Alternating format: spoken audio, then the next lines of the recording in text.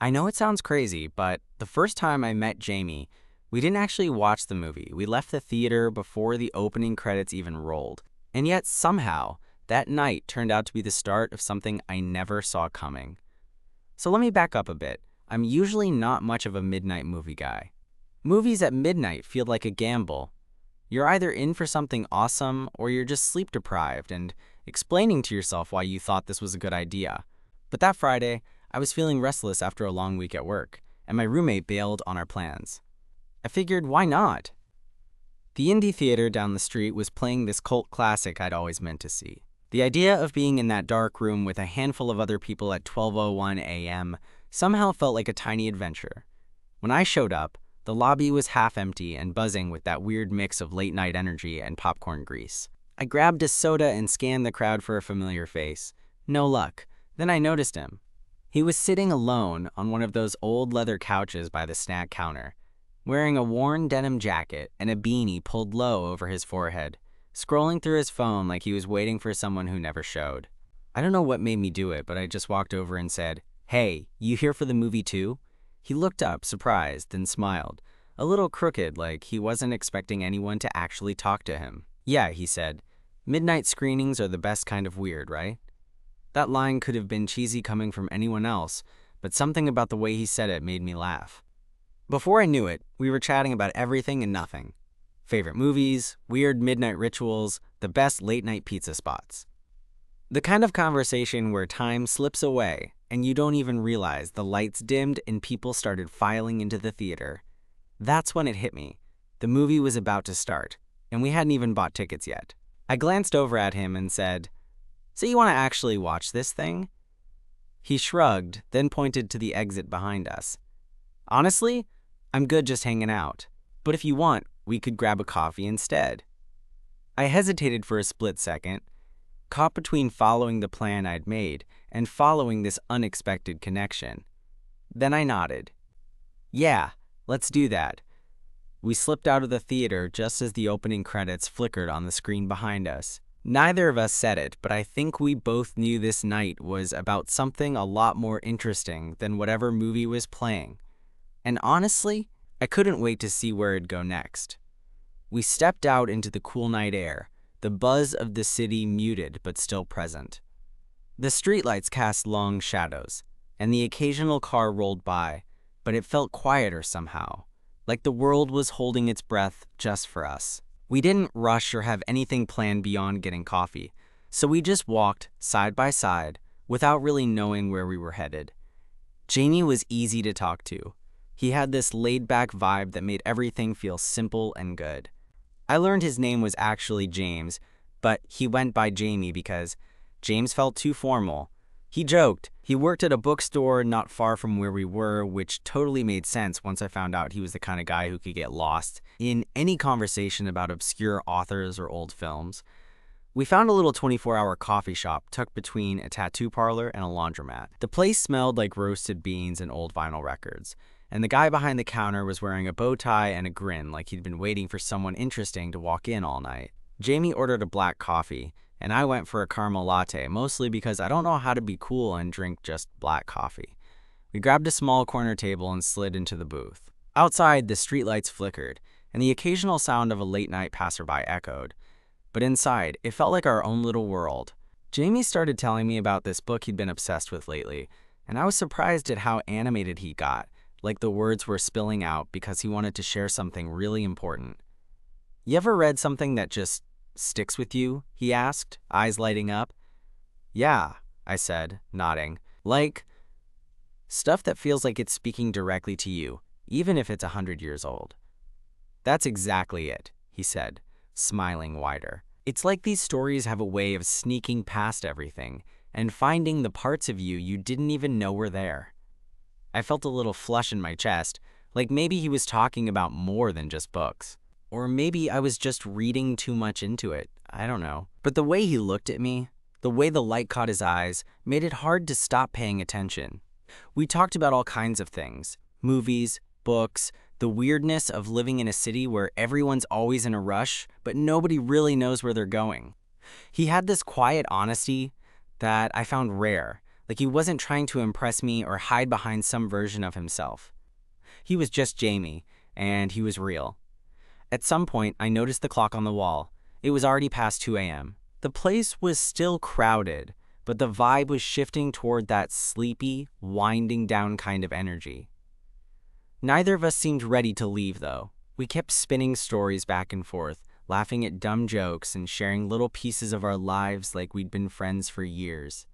Eventually, Jamie leaned back in the booth and sighed, running a hand through his hair.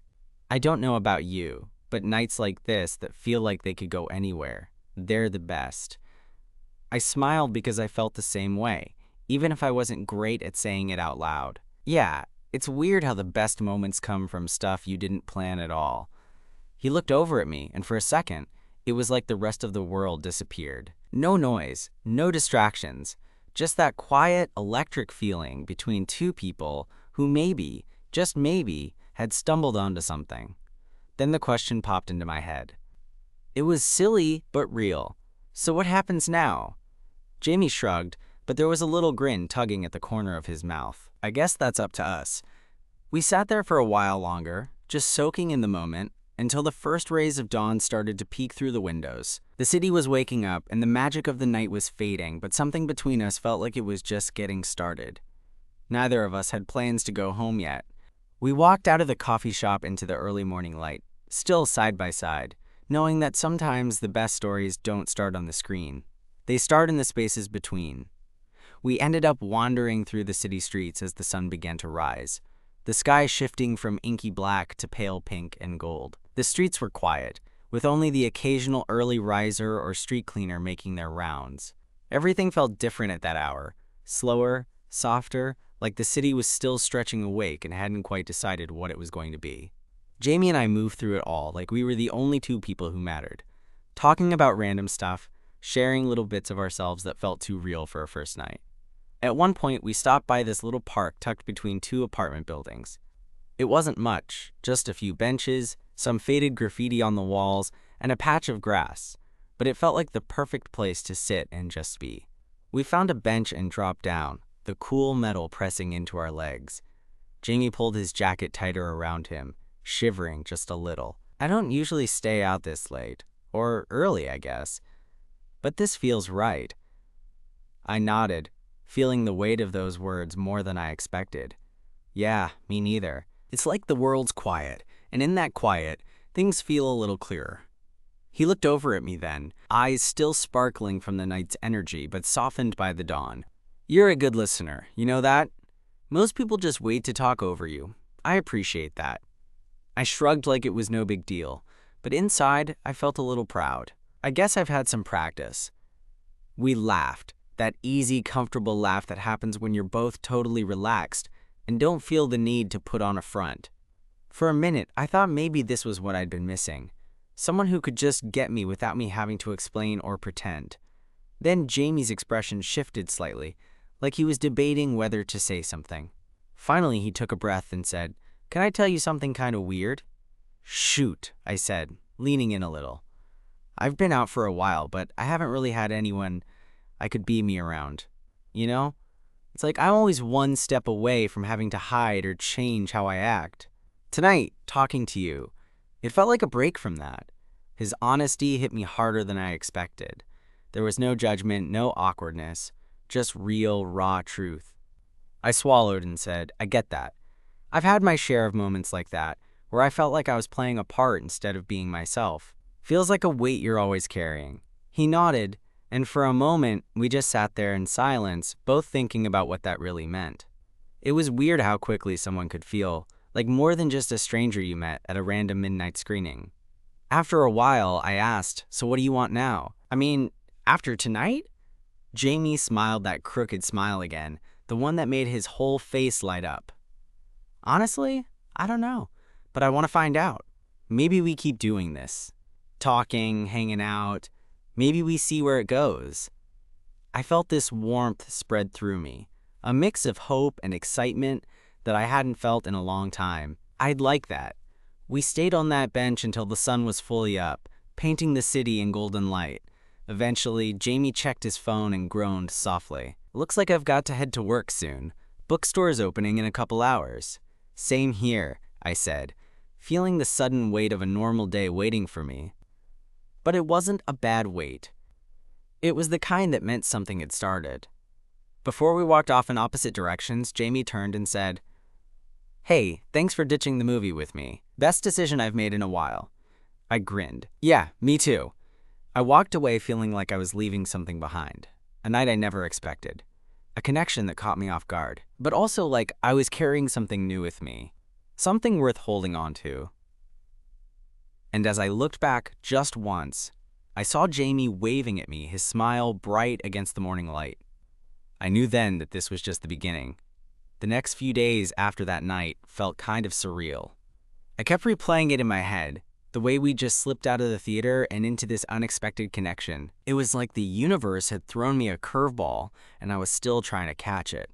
I wasn't sure if Jamie felt the same way, but when he texted me the morning after, something simple like, "Coffee later?"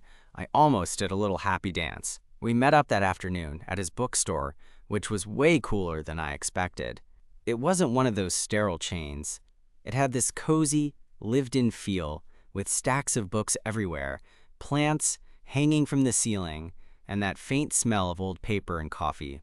Jamie showed me around, pointing out some of his favorite hidden gems, and telling me stories about the authors like he was introducing old friends. We ended up sitting on the floor between two towering shelves, sharing a laugh over a ridiculous romance novel he'd found in the bargain bin. There was something comforting about being there with him, surrounded by stories but living out our own little unplanned one. Over the next week, we started seeing each other more. Not in a forced, let's make plans way, but in this natural rhythm, random texts, quick calls, coffees that turned into dinners. It was easy. No pressure. Just two guys, figuring out what they wanted. One night, we ended up back at that same coffee shop where we'd spent the early morning hours after ditching the movie. The place was quieter this time, the bow-tied barista giving us a knowing smile. We claimed our usual corner booth and ordered our drinks. Jamie was quieter than usual, fiddling with his cup like he had something on his mind. "You okay?" I asked, watching him. He hesitated. "Yeah, just thinking." I nodded, waiting. "I guess." He said slowly, "Sometimes I wonder if I'm ready for something real.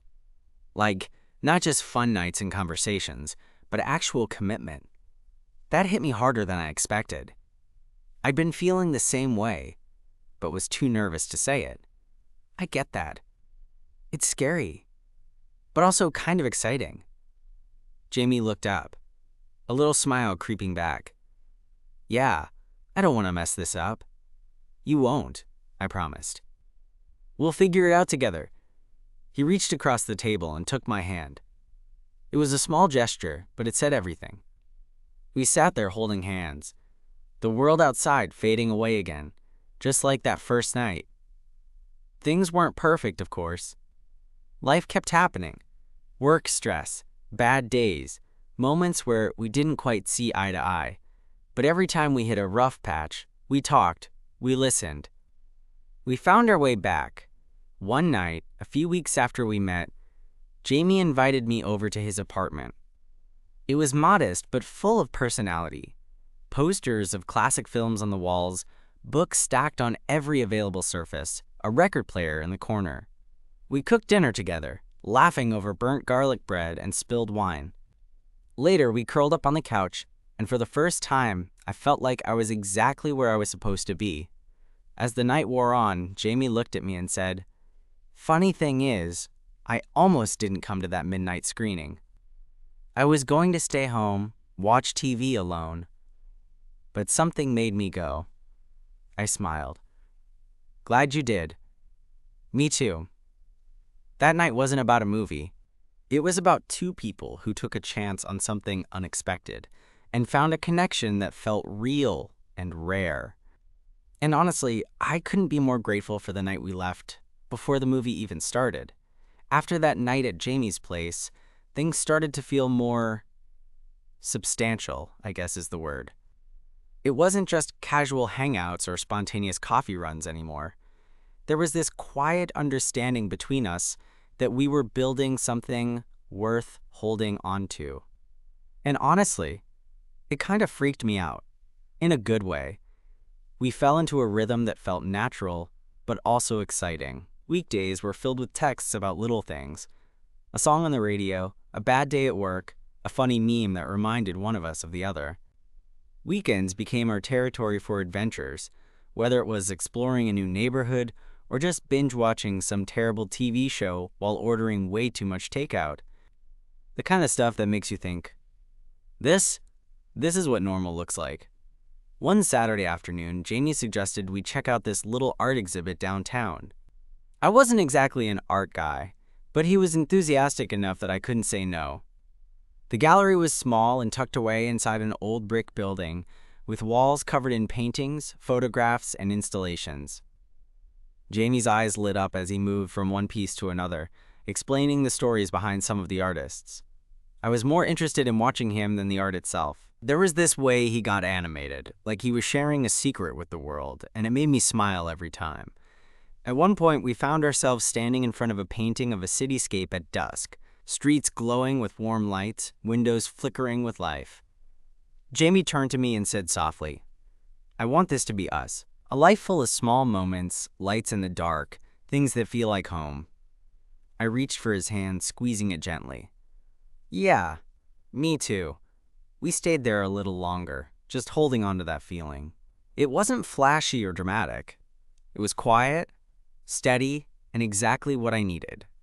But of course, life doesn't pause for perfect moments. A few weeks later, I hit a rough patch at work. Deadlines piled up, projects went sideways, and I found myself snapping at little things that never bothered me before.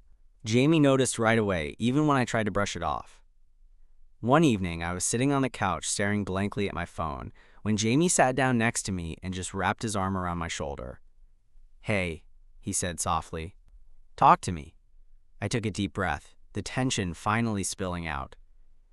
"It's just, everything feels overwhelming. I'm scared I'm going to mess this up. With work, with us, with everything." Jamie looked at me with those steady eyes that always seemed to ground me. "You're not alone in this. Whatever it is, we face it together." I felt tears prick the corners of my eyes. Unexpected, but welcome. "Thanks for being patient with me." He shrugged, smiling gently. "That's what people do when they care." That night, we stayed up late talking, not about the big stuff, but about the little things that made us who we were. It reminded me why I'd fallen for him in the first place. As the weeks passed, I realized something important. Jamie wasn't just a random guy the first met at a midnight screening. He'd become my anchor, the person I wanted to share my highs and lows with. We weren't perfect, and we didn't have it all figured out, but we were in it together, and that made all the difference. One night, after a quiet dinner at his apartment, Jamie looked at me and said, "You know, I never thought a night I almost skipped would turn into this. Us." I smiled, feeling the warmth spread through me. Neither did I, but I'm glad it did. He reached across the table, taking my hand in his. "Me too." And at that moment, with the city lights glowing outside and the world feeling a little less chaotic, I knew that sometimes the best stories start when you least expect them. Like walking out of a movie before it even begins and finding something better waiting just outside the door, a few months in, and the initial thrill of meeting Jamie hadn't faded at all. If anything, it felt deeper, like we'd moved from that spark of something exciting to a steady flame that warmed everything around it. I still think about how weirdly perfect it was that we met at a midnight screening and left before the movie even started. Sometimes I chuckle, imagining telling a friend that line and watching their eyebrows shoot up. But to me, that night was less about a film and more about finding someone who just got it. One evening, Jamie invited me over for dinner. He'd been talking for days about this new recipe he wanted to try. I showed up to his apartment, which by now felt like a second home, carrying a bottle of wine and a nervous smile. He greeted me at the door with that crooked grin, the one that made my heart skip. "Ready to be my guinea pig?" he teased, leading me inside. The kitchen smelled like garlic, herbs, and something smoky. Jamie was in full chef mode, flour dusting his hands, apron slightly askew, and this intense focus that was adorable. I took a seat at the counter, watching him move around, occasionally stealing glances my way with those bright eyes. "So, I said, trying to sound casual but failing miserably. "What's the masterpiece tonight?" He laughed and held up a pan. "Homemade gnocchi," which may or may not turn into a disaster. We chatted while he cooked, the conversation flowing easily. We talked about everything, from movies we loved, to dreams for the future, to the little things that made us who we were. He caught me off guard when he asked, "Do you ever think about us? Like, where this is going?" I paused, considering. "Yeah, I do. It feels different. Good different. Like it's worth something." Jamie nodded slowly. "Same here. I don't want to rush, but I also don't want to miss it." The gnocchi came out surprisingly well, pillowy soft, with a sauce that tasted like something from a fancy restaurant. We ate by candlelight, laughter filling the room between bites. At one point, Jamie reached across the table and took my hand. I didn't hesitate to squeeze it back. After dinner, we moved to the couch, sprawled out with no real agenda other than just being close. Jamie rested his head on my shoulder, and I felt this quiet contentment settle in my chest. "Remember when we ditched that movie?" he asked softly. I laughed. "How could I forget? Best decision ever." He smiled, eyes closed, and said, "Yeah, that night started all this." Maybe sometimes the best stories don't start on the screen, but in the spaces we don't expect. I kissed the top of his head. I'm glad we left before the movie even started. A couple weeks later, we took a weekend trip out of the city. Just a spontaneous drive to the coast, no plans other than to escape the usual noise. It was Jamie's idea, and I was all in. We rented a tiny cabin with a view of the ocean, the kind of place where you wake up to the sound of waves crashing and seagulls calling. The days were slow and easy. We'd hike in the mornings, the salty air filling our lungs, then come back to the cabin for coffee on the porch. At night, we sat wrapped in blankets under a sky so full of stars it felt like you could reach out and touch them. One evening, as the sun dipped below the horizon, painting everything gold and pink, Jamie turned to me with a serious look. "I want to ask you something," he said. My heart sped up, a mix of nerves and hope swirling inside me. "Yeah?" He took a deep breath. "I don't want to imagine my life without you in it. I want to keep building this, whatever it is, together, Jamie and my name style." I laughed, but my eyes were watery. "I want that too." He smiled and squeezed my hand. "Good, because I'm asking, will you be my boyfriend?" My grin was probably ridiculous. "Yes, absolutely." We kissed as the sky darkened, the ocean whispering secrets just for us. It felt like the kind of moment you hold on to forever, the beginning of something real and true. Back in the city, things weren't always perfect. We ran into bumps, jealousy, miscommunication, stress, but we faced them head on. Every argument ended with honest talks and apologies. Every quiet moment strengthened our bond.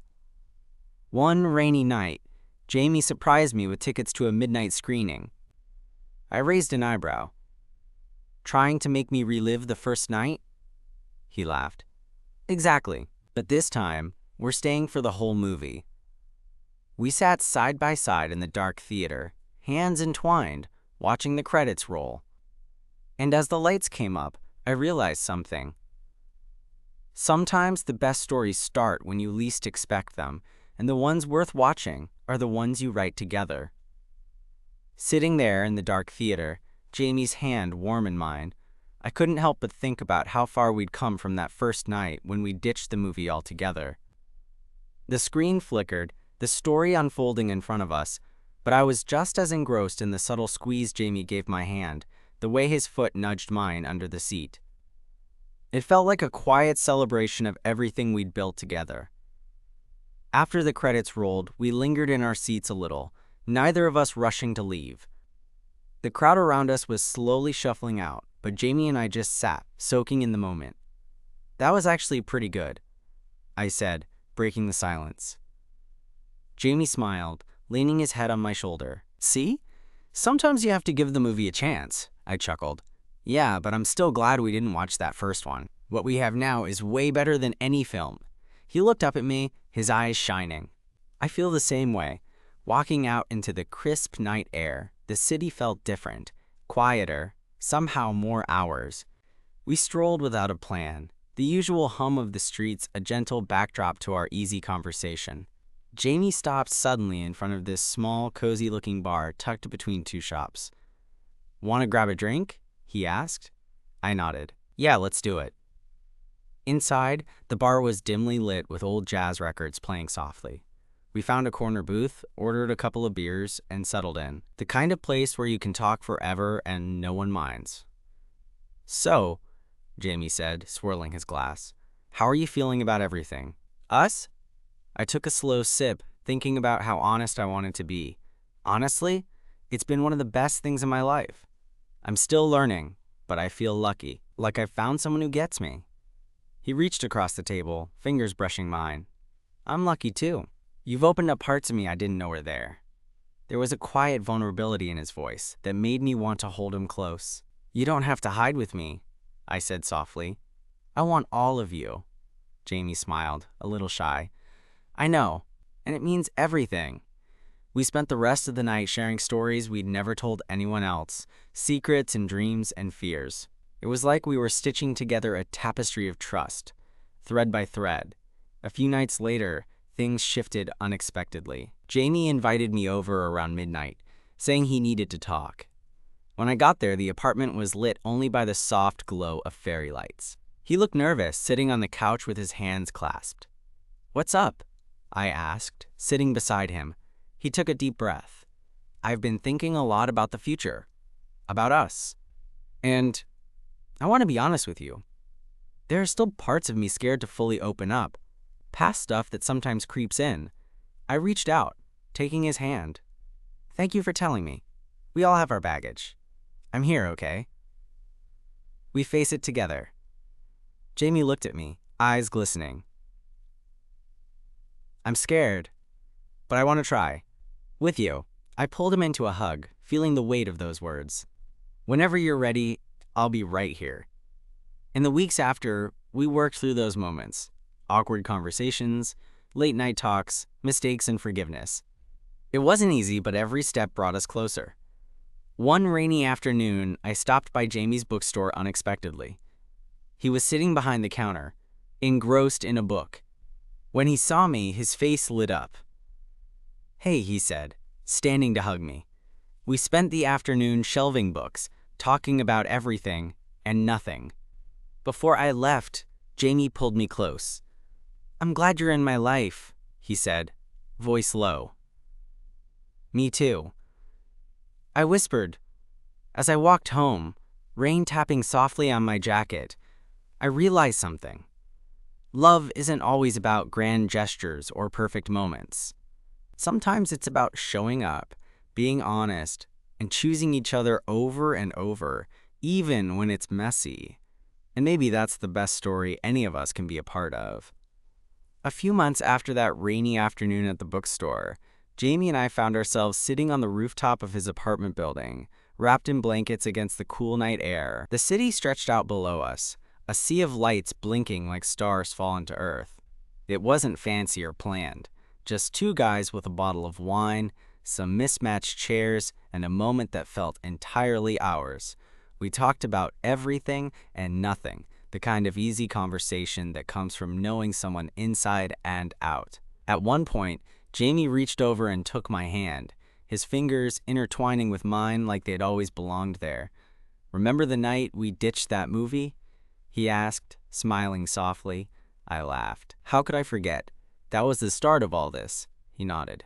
Funny how life works. Sometimes the best things come from the unexpected. I squeezed his hand, feeling that same warm certainty I'd felt all along. "I'm grateful for that night. For you." Jamie's smile deepened, and he leaned in just enough for his forehead to rest against mine. "Me too." We sat there in the quiet, the city's hum a gentle lullaby. No grand declarations, no dramatic moments, just two people who had chosen each other, day after day, in the small, real ways that build a life. I thought about how easy it was to get caught up in searching for perfection, for some big moment that proves everything. But the truth was, the moments that mattered most were these, the shared silences, the quiet support, the simple presence. As I looked at Jamie, I realized that love hadn't come as a lightning bolt or a movie scene. It had arrived like a steady flame, patient and true. And that was enough. More than enough. Because sometimes, the best stories don't need an epic ending. They just need a beginning, and someone willing to stay for the whole ride.